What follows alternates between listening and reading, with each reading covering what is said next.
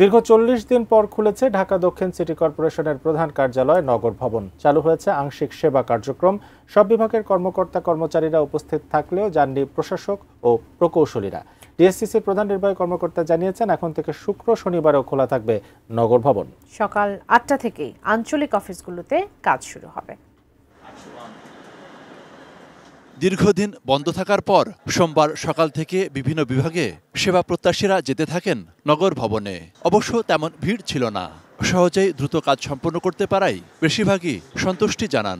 যদিও প্রকৌশল বিভাগে গিয়ে সেবা পাওয়া যায়নি এমন অভিযোগও অনেকের। বন্ধ ছিল, বলছে একটু পরে আসতে, আজকে আসলাম। আজকে কার্যক্রম সুন্দরভাবে চলতেছে, আমাকে বলছে 1 তারিখে আসতে।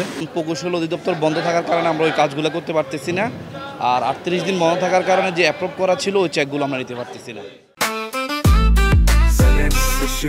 জেনেক্সে শিফট করো, লাইফকে লিফট করো।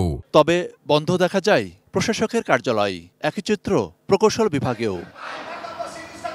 যদিও বিএনপি নেতা ইশরাক হোসেনকে মেয়রের দায়িত্ব বুঝে দেওয়ার দাবিতে সকাল থেকে দুপুর পর্যন্ত নগর ভবনের সিঁড়িতে অবস্থান কর্মসূচি পালন করেন তার সমর্থক ও বিএনপি কর্মীরা। জানি না কেন যে এই শপথ নিয়ে এত তালবাহানা। আমার চাই ঢাকাবাসী ইঞ্জিনিয়ার ইশরাক আমাদেরকে মেয়রকে শপথ গ্রহণ করে বসানো দেওয়া।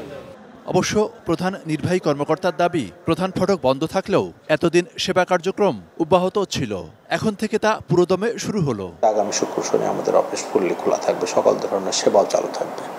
অ্যাজ লাইক আমরা সকালে 8টা থেকে অফিস করার জন্য বলেছি অফিসারদের, যে সকাল 8টা আগে প্রথম ফিল্ড ভিজিটে যাবে, বসংনিধন কার্যক্রম দেখবে, উন্নয়ন কার্যক্রম দেখবে, তারপরে 9টার সময় অফিসে আসবে। মনিরুল ইসলাম, ইন্টু, 18 নিউজ, ঢাকা।